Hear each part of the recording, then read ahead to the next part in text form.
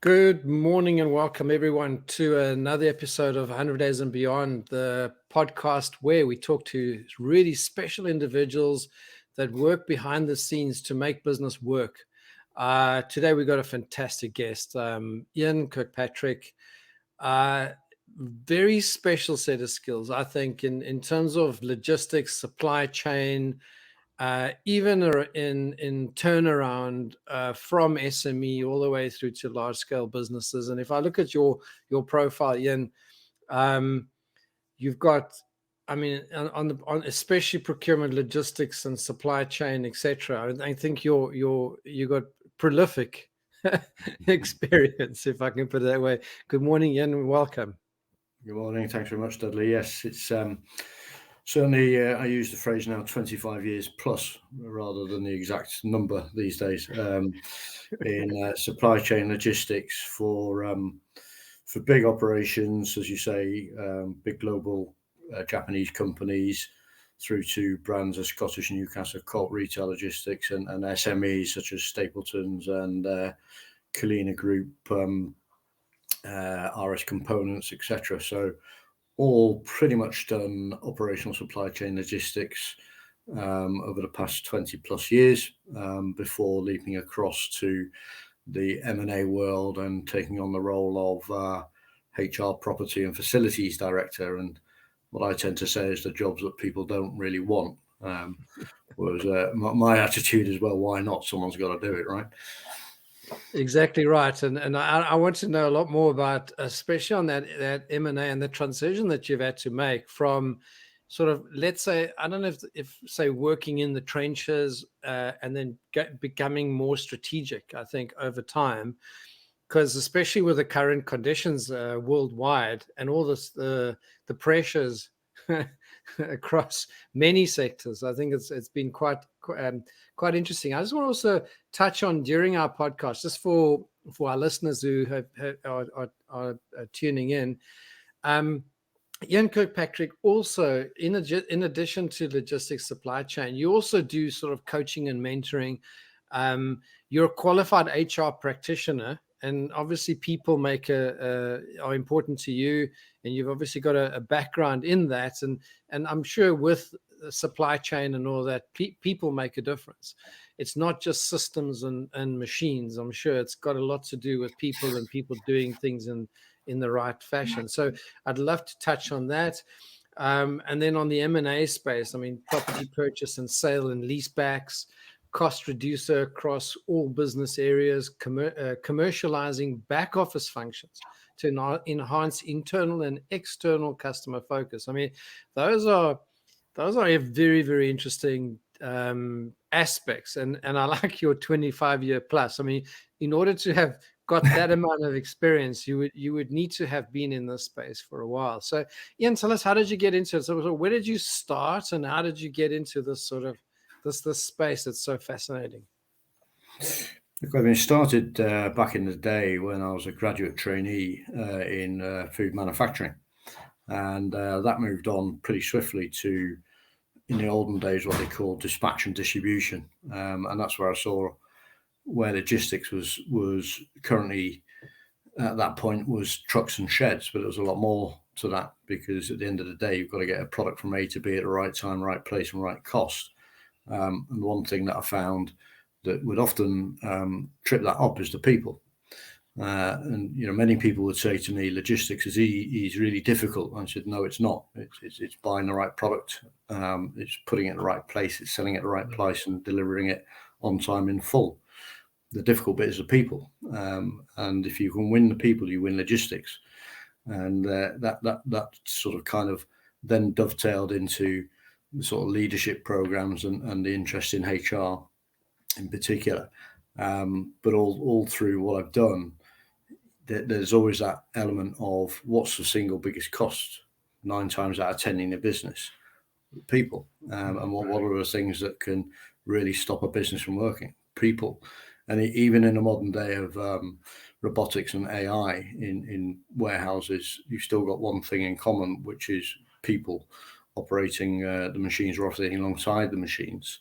So I've learned that over the years, if you can put as many systems and processes and invest as much money in property as you want, but that doesn't mean that the customer service is going to be correct at the end of it, and that's what's key. So you have a kind of a swingometer, as I call it, from sales through to the people aspect, through to the end result, and that runs through mergers and acquisitions as well. So that's a key point to take away in mergers and acquisitions. The first place you start with is people. I always break it into people, process, finance, customer, no particular order, but start with the people first and the communications that go around successful M&As. So just as in your start of your journey, young Ian at school, I mean, what was the dream, and how did you get into this space? Yeah, I wanted to drive a train. I think there was always that element of what do you do, and my background was very medical based. My brothers and sisters were all a medical fraternity, and my father was in commerce and nuclear energy and things like that, and he decided on my behalf, really, that what are you good at? Are you good at dentistry? Are you good at being honest? Well, I don't know. I'm 16, 17. What do I know? I'm pretty good on the rugby pitch. So that's what I know. He said, well, that's why you're captain of the rugby team. You're pretty good, but you also lead people. So find your journey along that. And he was very matter of fact in sort of saying, just get yourself a foot in the door, get a degree, and then go on from there. You'll find your way. No one knows what they really want to do until they grow up. And some people still say to me today, what are you going to do when you grow up? But I think from the age of sort of 24 onwards, once you start to get into your stride, then you understand where your key strengths are. So there was no, I want to be the second man on the moon type thing. It was, I want to be great at what I do. And my rugby career wasn't going the way I wanted it, probably because I wasn't 17 stone at the time. I thought, well, let's get into this leadership mode of taking people through change, no matter what that looks like. And I've always had my own definition of change leadership. There's many of them out there, which is, change is all about making that change and then leading people and helping people through the change. And often a great leader has what I call a lot of comfort blankets behind you, because you've got to take a few risks here and there. So let's put that into an M&A perspective, because if you think about the deal flow of doing a deal, you would go out and find a target acquisition. You would go through a process of initial sort of discussions, etc.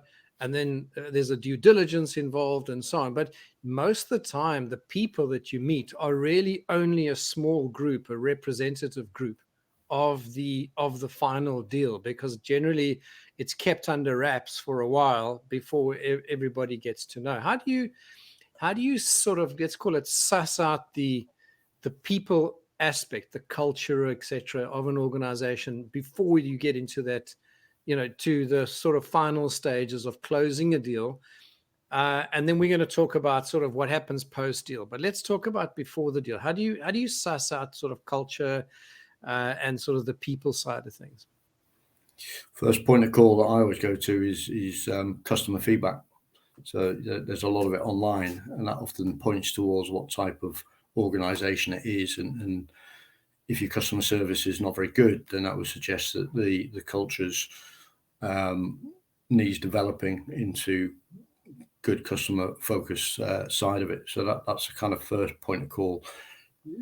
I would always go there first. I mean, you've got your finance side of it, which is for me, the back office side of it. And is it a good purchase? And it's not too difficult if you're within an industry. You will meet people from target acquisition proposals, and you can just talk openly. How's it going in your business? What's going on? And you'll get a lot just from talking to people, that because you don't. The M&As I've been involved in have all been within a sector, so most people know someone in the target acquisition, and I'd always start with the salespeople, and because they're always the guys who know it all. Sorry, salespeople, but they often do. They know the customer, and they know what drives margin and things like that, and they will often sort of say, yeah, I'd really want to be in that business, or I want people to come across from that business. And you see that in another strain, which is who's moving, who shifts from one business to another, and that will give you some indicators of the culture.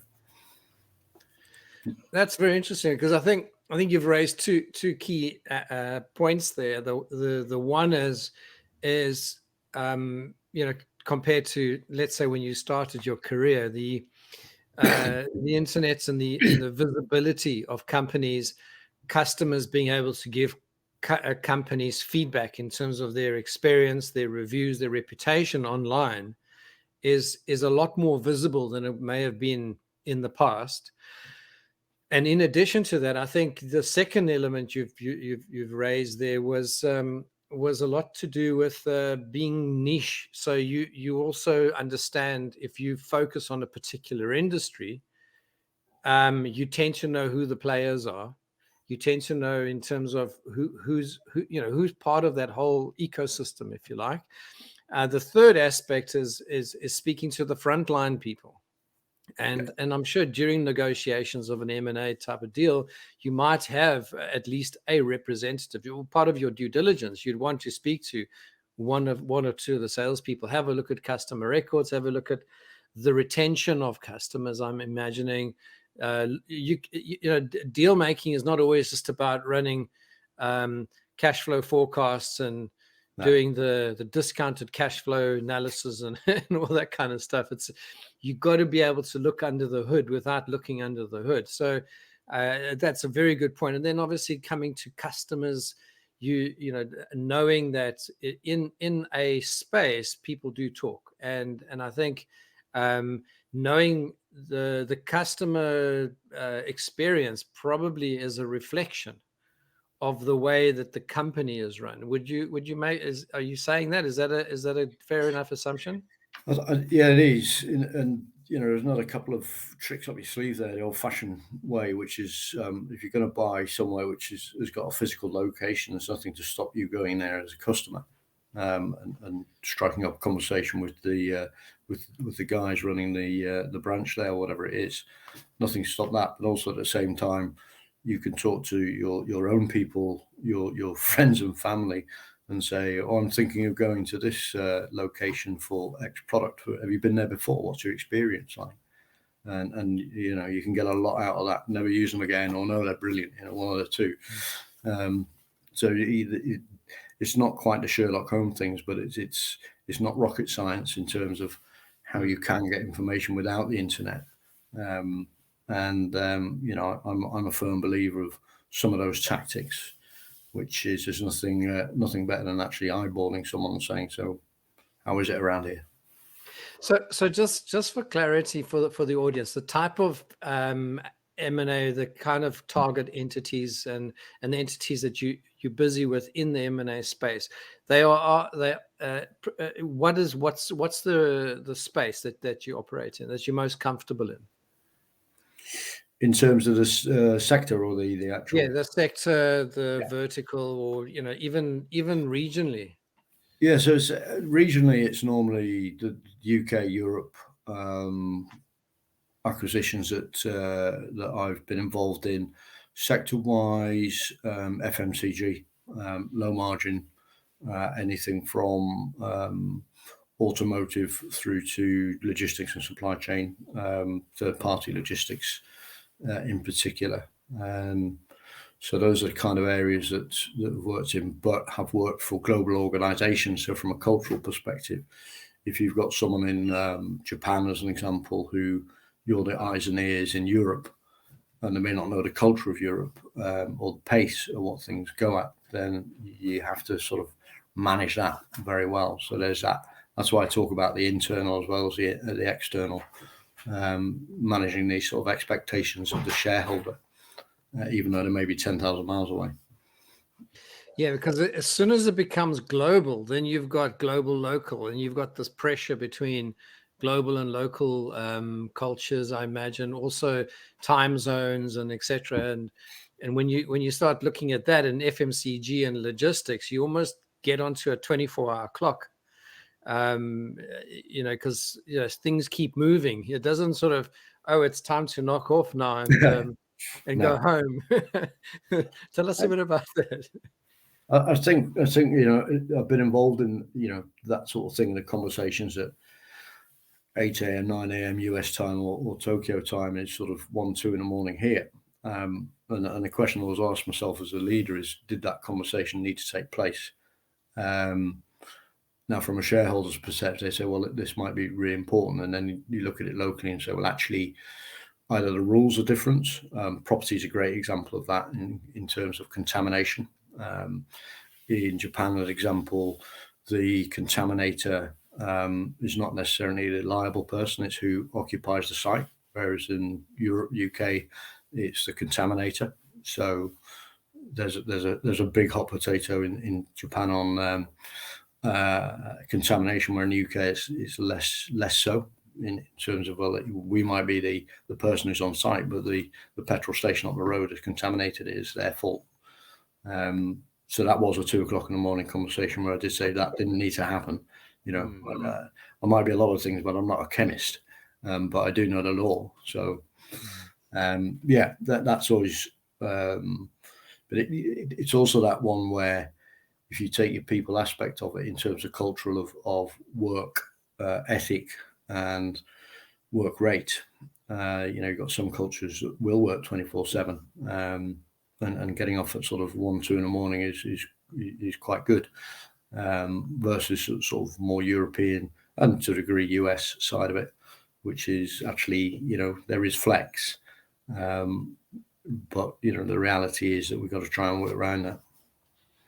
Yeah, I think again, when it comes down to people, you also have to manage, I suppose, the local environment, as to the way you use or implement those people skills in the organization. Because if I look at some of the industries, you talk about food manufacturing, drinks, distribution, automotive industries. So it's everything about products. It's a product-based environment. So the product is already, I imagine, produced. So you would have the thing that I've noticed. I've got, I've dealt with a few clients of mine that have been in sort of fulfillment, logistics, warehousing, and so on. And often there's always this thing. Yes, I mean, there's also temperatures and there's other things. So if you've got perishables versus products that don't perish or don't have expiry dates, others do. You also have the movement of stock, etc. And the one guy I spoke to said that often many companies have more money in stock than in their bank accounts. Yeah. And if you think about stock and logistics and supply chain and that, it's almost like moving their bank accounts around. It's at that sort of level of severity. Do you have any comment on that as a concept?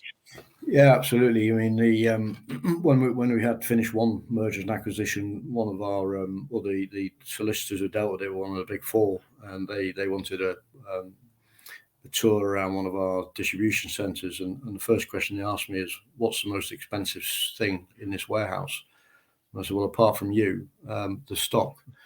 And people don't realise that you'll have millions and millions of pounds worth of stock and stock in transit, and that's where it gets a little bit tricky in that, in particular when you're pulling in stuff overseas, whether it's sort of insured and on the boat or it's not, or where's the freight charge coming from. So as soon as it leaves the port in China or wherever, whose stock is it? And there's many interesting discussion I've had with insurance brokers of where that stock value lies as it's in transit. And it's a bit of a financial nightmare, because you can have goods in transit and saying, well, no, it's actually our stock. Well, we're not selling it, therefore it's not. And there's all sorts of different arguments. But the reality is, if you can get to a point where the stock is yours once it gets put into location, then that's the best way of doing it. You've then got all the security, etc., that goes around it. Added to that, GDPR, and what you can and can't look at. I've gone as far as in delivery vehicles having telematics cameras, etc., all put in for safety reasons, insurance reasons, and once you get over the sort of kickback of Big Brother and actually show that it's a benefit to the individuals, then it's all about what's in it for me. It's a selling game to people, if you like. Why should I do this? What's in it for me? But yeah. I want to ask, because the stock ownership concept, and if we look at M&A, because a lot of logistics and supply chain companies don't actually physically own the stock. It's someone else's stock. And you, the caretaker, if you like, of the stock, depending, I suppose, on the organization and so on, but you literally just the guardian for a space of time, from a time when it becomes, your responsibility, up until the time the responsibility has moved on to someone else. And then all the stuff in between is what makes the supply chain or logistics or a company that deals with, let's say, some of the most crucial part of what makes up a business. Because if you don't move stock, the business can collapse. When you're doing M&A work, what part of a logistics entity or a facility, or what do you value? I mean, what you can't actually go and value the stock because they don't necessarily own it. But what do you value? I mean, what makes up a really good investment in terms of M&A versus a not so good or a terrible investment? You look at the value of everything. So stock is one element, but often what comes with it is the value of assets, property, people, liabilities that go along with people, such as tribunal cases, so on and so forth. So that's a value, if you like, of this is, if you have one example I came across was a contaminated part of a property. So did we want that part of the property? Not really. We need to carve it out, and then you're into negotiation of what the carve out looks at. So you've got aged stock, you've got all sorts of different things to take into account, and it gets down to, you do the physical analysis of it, and then you pass it across and say, now it's into negotiation. This stock is dead, or it's a slow mover. This property needs X £100,000 spending on it, so I want that chipped off. And it comes down to commercial conversation at the end of the day.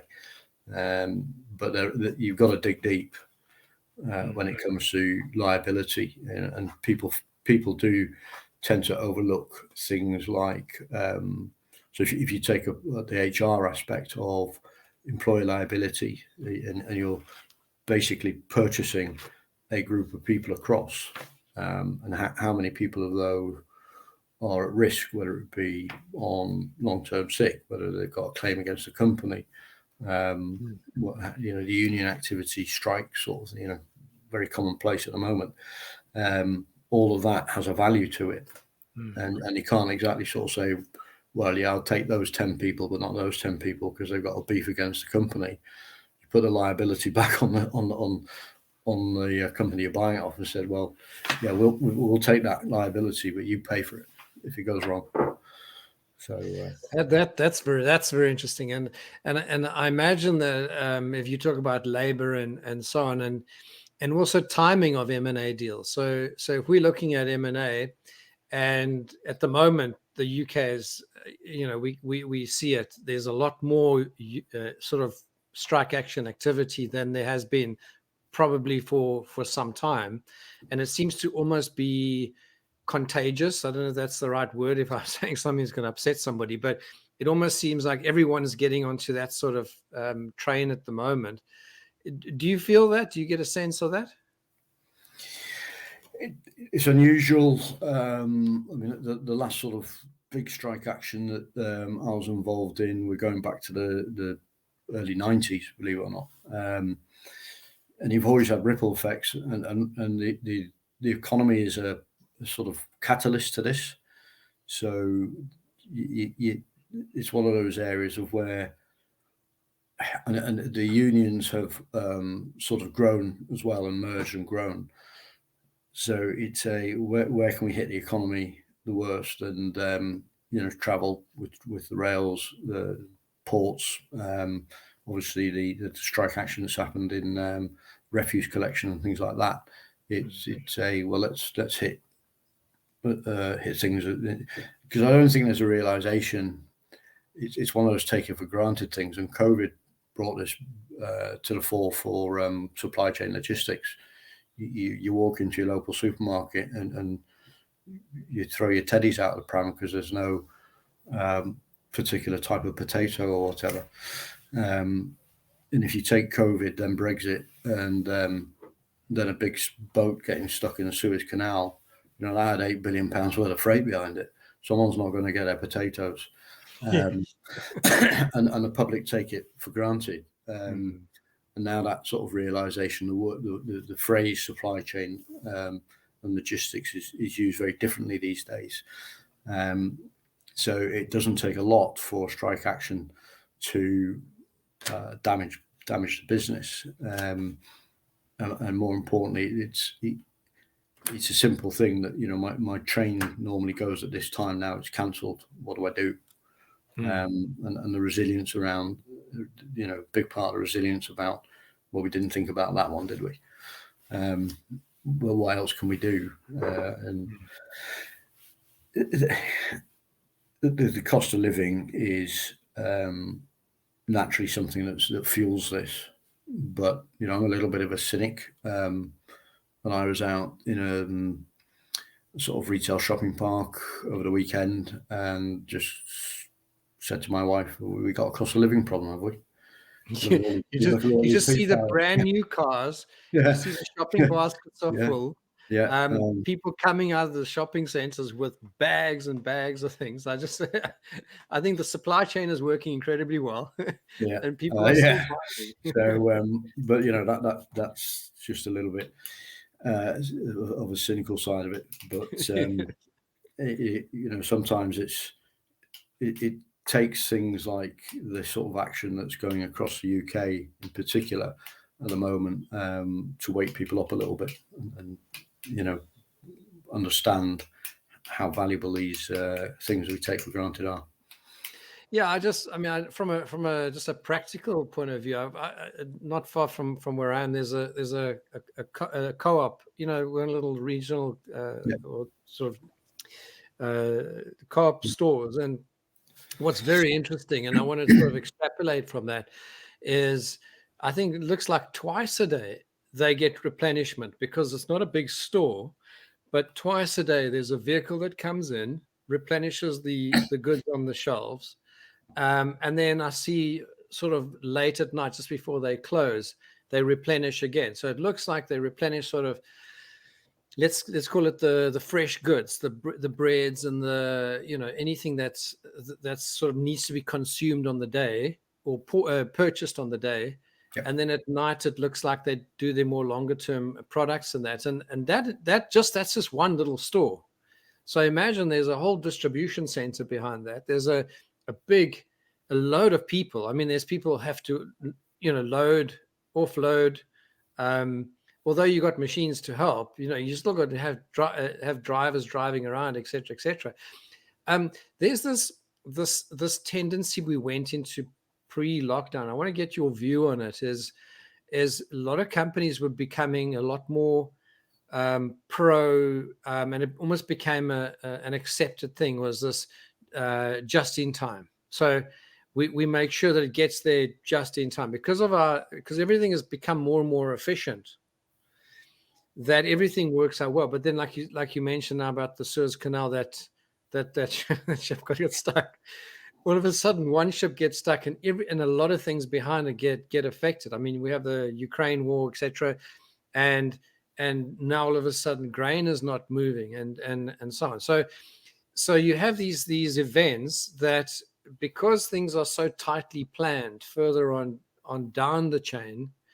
Tell me about that whole concept about, yeah, up to what point do you take into account or have contingency, which costs money?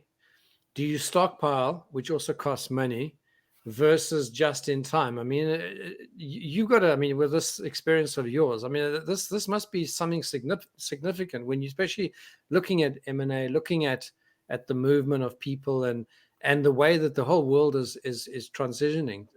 What's your view on that whole just in time approach? I think it's driven by something you mentioned earlier, which is the cost of stock.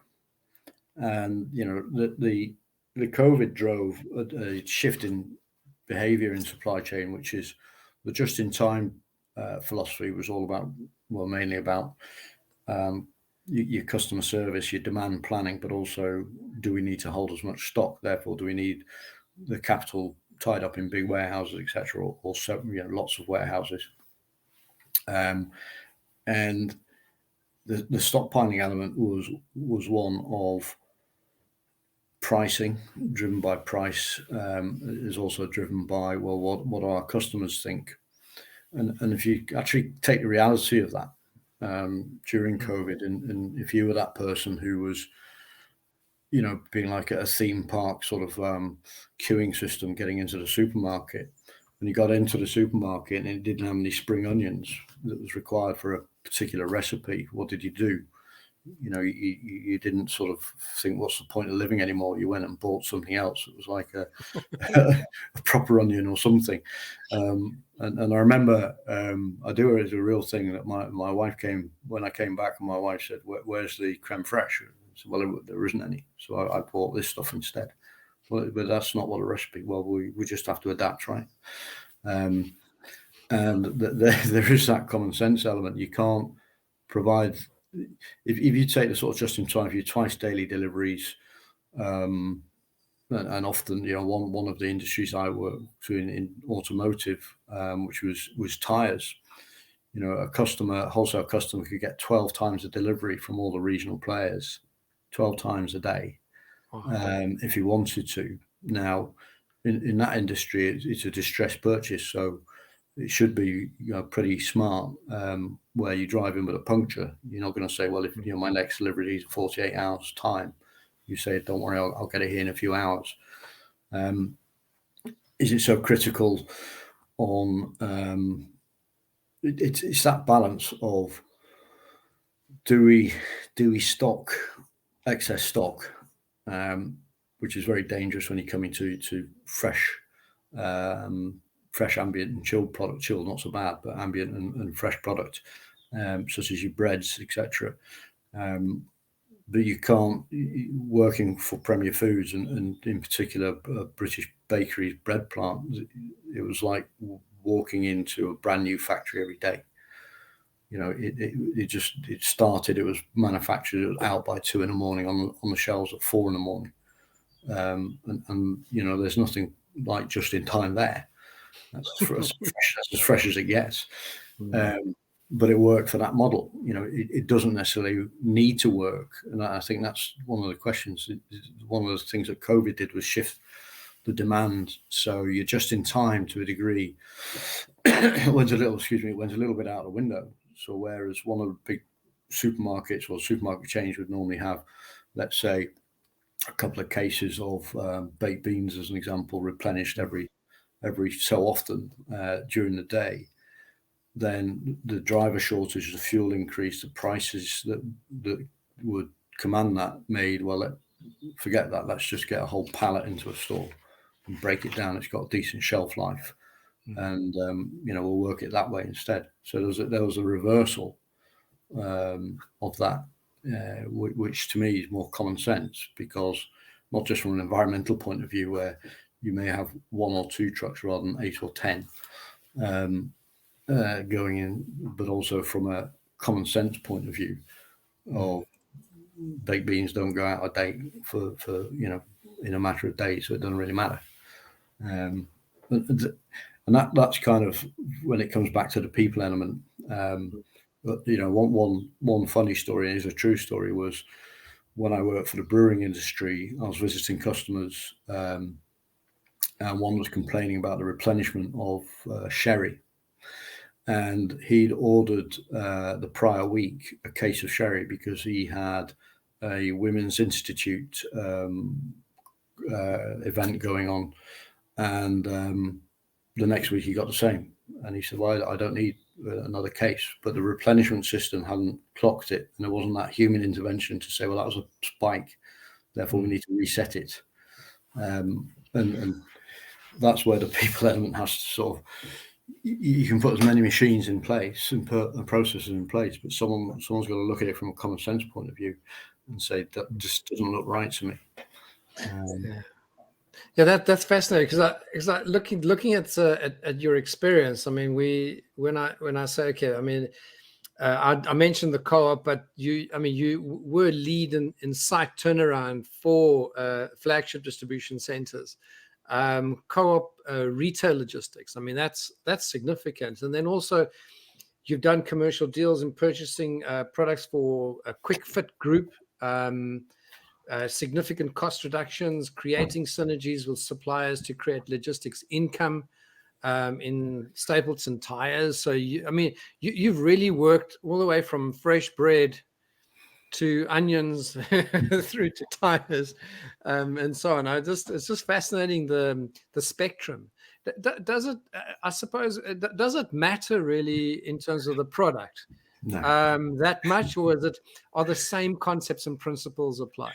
It's a great controversy because whatever industry I've worked in, people have said there's nothing like the bread industry, there's nothing like the grocery industry, there's nothing like the tire industry. But when it comes to logistics, it's the same.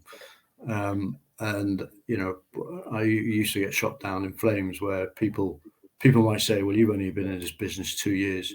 What do you know about tires?" So I don't know much about tires, but I know about distribution logistics.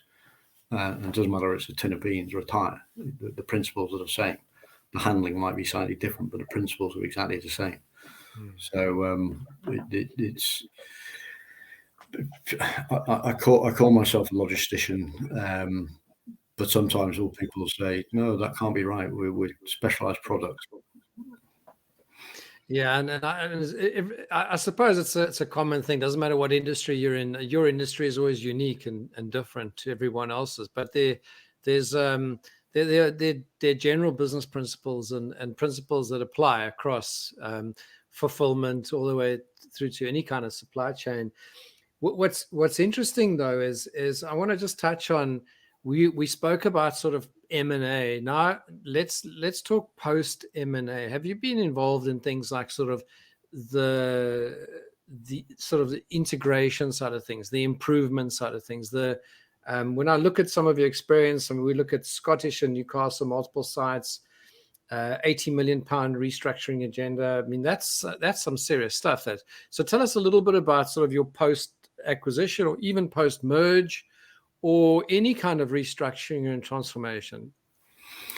So again, it starts with those 4 areas: people, process, finance, customer, and the people is the biggest element of it. So upfront communications is essential. Constant communication is essential on both sides, because people sort of think, well, we need to focus on who we're purchasing here, and there's the unrest, because they might shut down the head office or whatever. Well, actually, the incumbents that are buying are thinking, well, hang on a minute, does that affect me? Because there's 2 of me now, or there's 4 of me, and that flow through of communication of this is what we're doing, these are the reasons why we're doing it, this is the kind of investment involved, and this is what the end product will look like. And the reality is there will be change. There's no doubt there will be change. And from that point of view, it's very important that the HR teams are very close to the working parties that have been set up, or the individuals, whichever. And you have to start. I found the most sensitive people to begin with are kind of board level people who are, well, what's going to happen to me now that you're buying us? And that ripple effect, can then be quite dramatic if you don't engage at that level, because they'll say, well, they're just going to kick me out. If they kick me out, you're gone as well. And it's a bit of that. And so I'd always start with that thing. It's a bit like when you're setting up a new distribution or setting up a new building, commercial building. People talk about what it's going to look like inside, the furniture. We've got to order that. We've got to, and I'll say, well, forget that for a minute. What about comms? Have we got a pipe going into the building that will support all our IT systems? Because that's the longest lead time. If you go in the UK, if you go to Mr. BT, you've got a minimum of 6 weeks lag time. So you can buy all the furniture you want. Doesn't really matter. You can be there next day. But you can't plug a computer in. So forget it.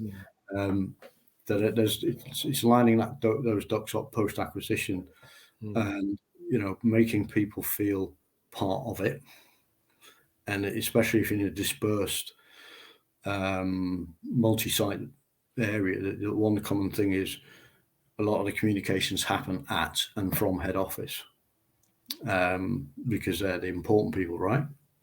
Or are they? Are they important people? The 8,000 people out there in the distribution centres, in the retail centres. And I've always been one post-acquisition saying that the key part here is to be out amongst the people, because if they're unsure, and therefore they're probably a bit demotivated, they're the people who are talking to the customer. Now what? They're just going to say, "Oh, I don't know, I'm being bought." You might have to go to a competitor. I don't know. So you got to engage that first, and let the process flow go in terms of your supply chain risk, your supplier agreements, the timelines, and the timelines of project leaders are the important bit here. So you might have this waterfall down cascade from the board that says, well, this is what it's going to look like in 6 months. But the reality is, well, where's the fountain up? What are the people thinking who are out on the coalface, if you like, every day? And you saw that in COVID with the PPE element of NHS supply chain doing their very level best, but in a hospital it wasn't enough. And if you take your procurement, where the NHS supply chain was trying to get all the trust to buy from them, if you like, during the crisis, they were buying from wherever they could, because the local management in hospitals are like, well, what else can we do? We've got to save lives here. So that's a slightly bigger thing, but it's just having that methodology that says this is a start point, this is the end point. What are the bits in the middle that we don't think about? And often there'll be someone somewhere who says, well, what about this aspect? What about this supplier agreement that we've got for the next 10 years? Well, we didn't see that. Whoops. There's a whole host of things, but the involvement in communications and really doing your due diligence, even post acquisition, is keep going back over the due diligence and understanding the bits you miss, because you will miss bits. There's no doubt about it. It's a bit of the boat in the Suez Canal. Didn't think of that one.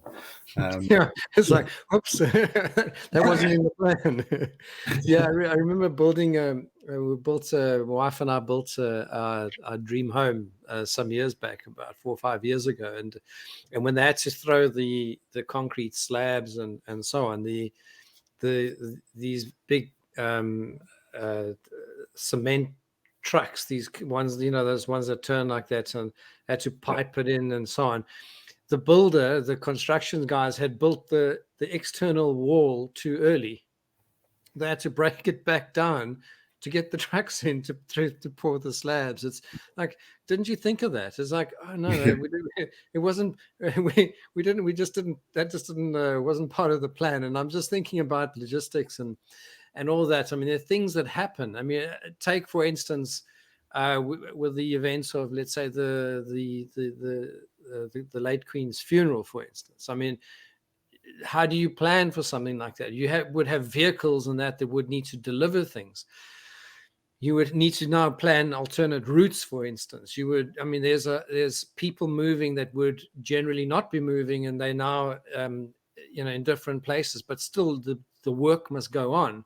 And I think it's almost an unforgivable industry, if you like, because people demand, if they walk into a store, they walk into a place, they just want supply, and they would give you potentially a bad review if you just can't supply. But there's so many things behind the scenes that people are totally unaware of. That's why I find it such a fascinating industry. And there's also big movements. So you talk about 25 plus years career, and you must have seen, and I want to just touch on the technology aspects of your career, because you must have seen technology come in from the early 90s, I'm guessing, through to today, where you now even have, I don't know what do they call them, dark or black warehouses, or dark, I don't know, where they have just black robots, where it's entirely automated. There's not the warehousing and all that, and the pick, pack, and dispatch. Literally, the truck pulls in, and there's some kind of robot doing everything. From 25 plus years ago, I'm sure that was just a pipe dream at some stage. The transition is, I mean, it's not, in the bigger picture of things, it's not that long, but so much has happened. Tell me your experience from almost no to little, very little technology, because I think there's probably more stock control and tracking just from a very database driven point of view, to today, where you even have things like proof of delivery and the text messaging. I just know, even Royal Mail, for instance, I order something and I get 5 text messages in between, and an email, and a this and a that, to tell me where my package and my parcel is. I've got tracking numbers. I mean, it's just, it's day and night, the comparison. So I don't know, what is your experience in terms of adopting those changes? I think you have to do it for the right reason. Logistics, technology, yes, it's advanced, but if you take your black warehouses and automatic guided vehicles, probably 20, 30 years ago, some people had that, especially in the military. So we take a lot from putting a man on the moon, if you like, and applying that to logistics. So it's more about the handling side of things, the tracking element of where's your product. And from that, again, I'm slightly sort of thinking, do I care where my product is unless I have paid for it to come tomorrow? And I left it, unless I'm my 14-year-old boy who's got a party to go to and his T-shirt's not here on time, then to me it's a bit of a so what, as long as I get it. So there has been advances, and it's more about the speed and the pace at which transactions happen now, and the visibility. That's important advance for me, not necessarily having robotics or AI, because there are some products that just don't lend themselves to that. Tires is a good example of, can you do a single pick tire? It's very difficult. Can you put an RF tag in a tire? No, because there's so much wire in the tire, so it just skews the connection completely. And smart tires and things like that are still something in the future. The question is, do you need them? So I think the visibility on stock, inventory, and tracking, trace and track, are important bits that are just as important for the supplier, because stock loss in somewhere like Walmart going back a decade was huge. We're talking billions, until they invested in RF technology, and then that worked for that business. Traceability is just as important for the supplier as for the person who's actually receiving it. For me, the principles of warehousing in terms of building is where I think the real technology is coming in terms of how high you can go now. You've got 18 meters, 20 meter up, even more, and the fact that you can get an order picker up there, so your cube utilization is much in advance. But that's only good in some countries, because in Europe some countries are a height limit, so they just have big fat warehouses rather than tall skinny warehouses, sort of thing. A technical phrase there. All sorts of advance on the racking systems, on the protection, the efficiency, and especially with the energy. That's where it's at the moment in terms of sustainability of, do you use gas forklift truck, do you electric, do you go electric on your delivery vehicles, so on and so forth. My kind of view is it still jury's out on that, unless you're doing the last mile stuff in the middle of London or wherever, and you can have a truck that does 15 miles on a charge. It doesn't really matter, because it's only doing shuttle runs. It comes down to, for me, the technology has been of great benefit when it comes to inventory control, collaboration with suppliers, and track and traceability, and ultimately the customer demand. Because for my observation is that the connectivity between entities has improved significantly. So from your manufacturing, even from raw materials, etc., through to manufacturing, through to the warehousing, pick, pack, and dispatch, and out into distribution and so on, the connection between entities has improved. This is my observation. You'll have to tell me if I'm right or wrong. It has. When a pallet of stuff has left the shore of Far Eastern country, and where it is on the sea, which then has a big knock-on effect to whether you incur charges at port and so on and so forth, and how quickly you can get it into the supply chain in your particular country. And you can do better planning because you have better information, and as you mentioned, visibility is critical. So what I'm seeing is a lot of really good communication across entities and into the different, let's call it methods or modes of transport. I want to just quickly touch on two quick aspects. We only got about 8 minutes left, so I want to just touch on two aspects. The one is the property acquisition, disposal, sale, and leaseback. That at one stage, I don't know, it seems to be go through phases, is whether you own your own property and build it out, or do you go out and sort of lease properties, etc., or do you separate your property portfolio to your operations? Just give us your sort of view in terms of the trends right now. Where what are you seeing? So you got rental increase in the commercial market throughout the regions. There's a huge shortage, so people will pay a premium. There's also, without getting too technical, different types of category of planning consent. So whether you're retail or whether you're warehousing and distribution, as an example, which drives the cost per square foot. In terms of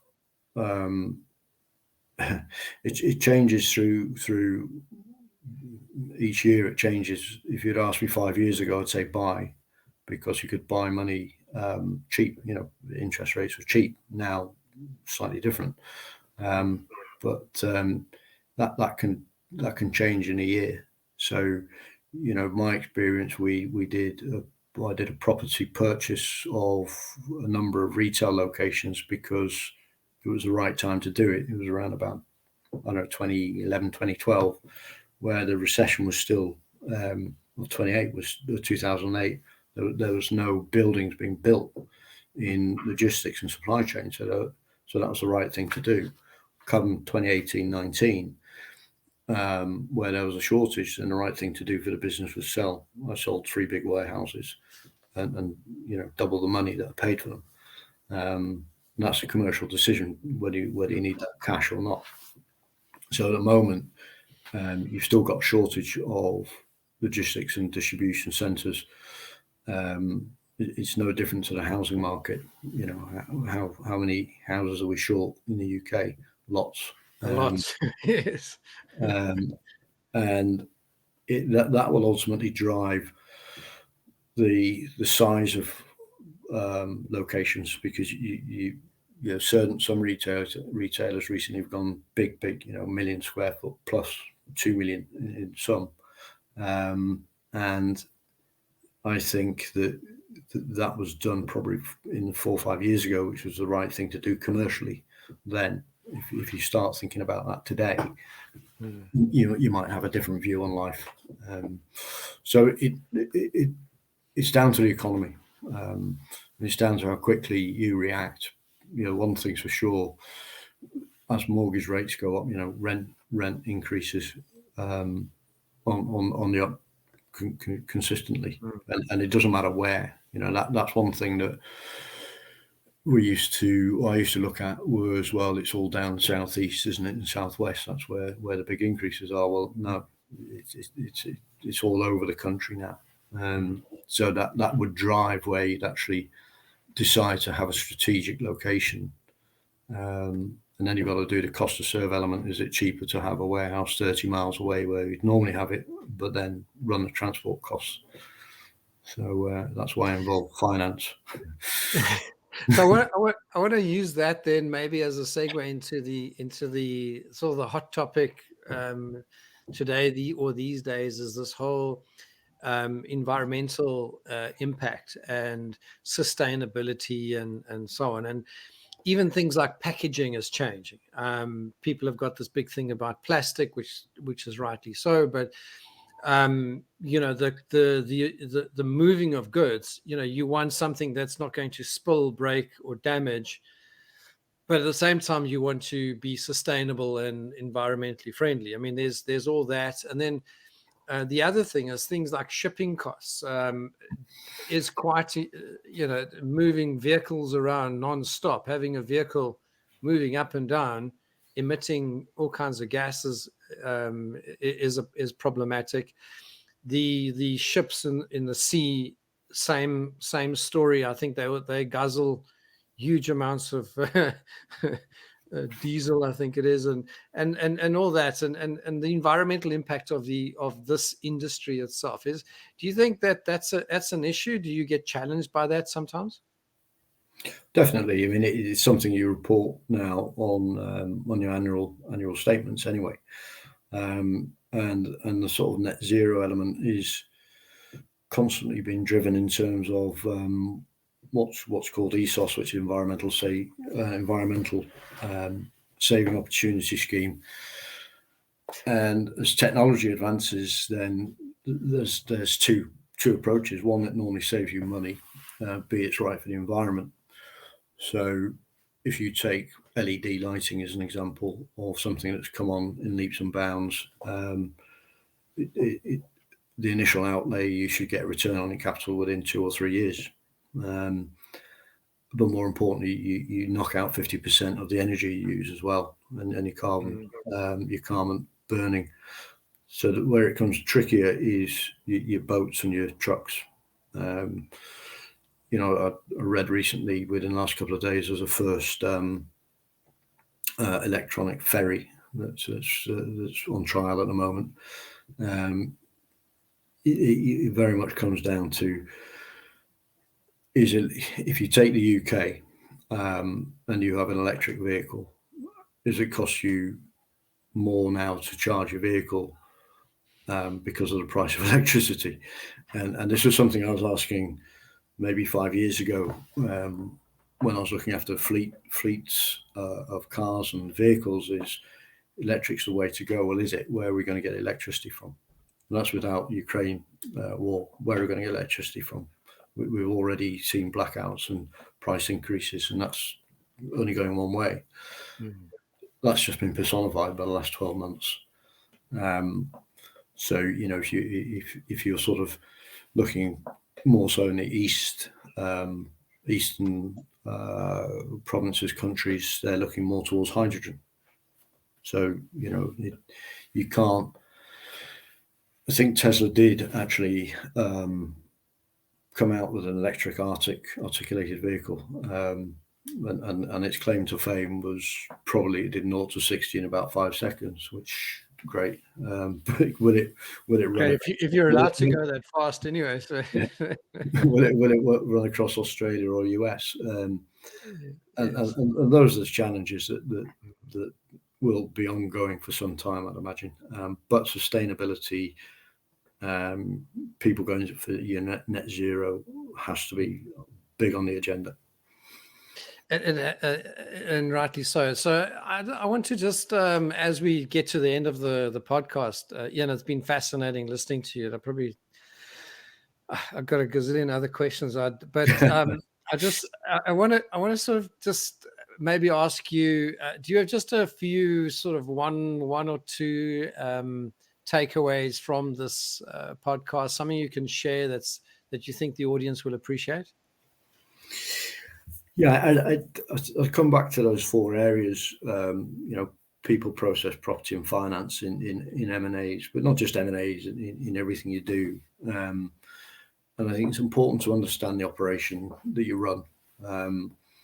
So you've got your core strategy of where the business wants to be. It's how that's disseminated then to the people who have to deliver it. And at the end of the day, that's the difficult part, because that actually means effort and getting out. And there was one thing I always used to say, that we have a lot of meetings about these things. The meetings are important, but they're a lot easier than actually doing it and talking about it rather than actually going out and delivering it.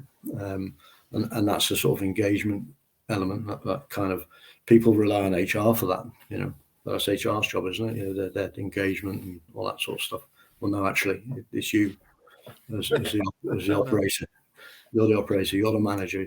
You're the person who should be, whether it be CEO, all the way down to an administrator, understand your business, understand the people who are operating your business, and that means, I'm afraid, getting out and about and doing some legwork.